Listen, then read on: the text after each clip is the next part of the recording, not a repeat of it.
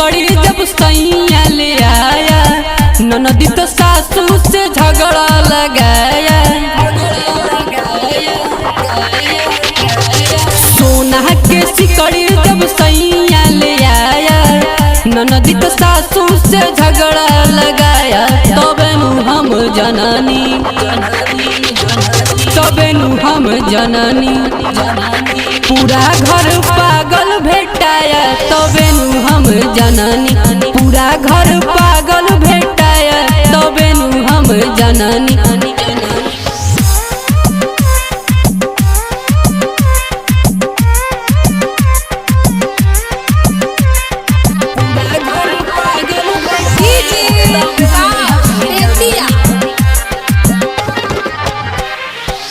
नैहर से मिलल रहे 4 चक्का, देवरा चलावे गाड़ी धार के।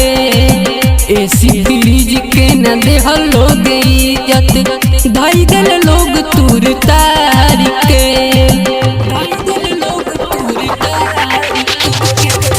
नैहर से मिलल रहे 4 चक्का, देवरा चलावे गाड़ी धार के। एसी फ्रिज के न देहल लोग इज्जत, धई दिल लोग तुर थार के। तिलक के बेरी सब चूतिया बनाया, खाना के बेरी पूरी सब्जी खिलाया। तबे नु हम जननी, तबे नु हम जननी, पूरा घर पागल भेटाया। तबे नु हम जननी, पूरा घर पागल भेटाया।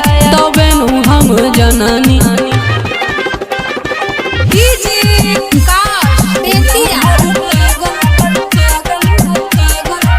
नैहर के बात हमारा से बतिया के, दिन भर मारा संतान।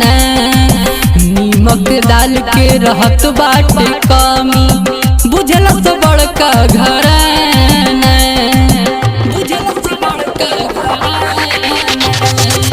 नैहर के बात हमारा से बतिया के, दिन भर मारा संतान। नीमक डाल के रहत बाटे कमी, बुझल तो बड़का घराना।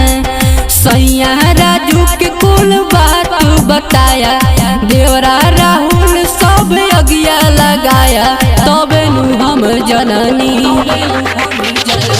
तबे नु हम जननी, पूरा घर पागल भेटाया। तबे नु हम जननी, पूरा घर पागल भेटाया।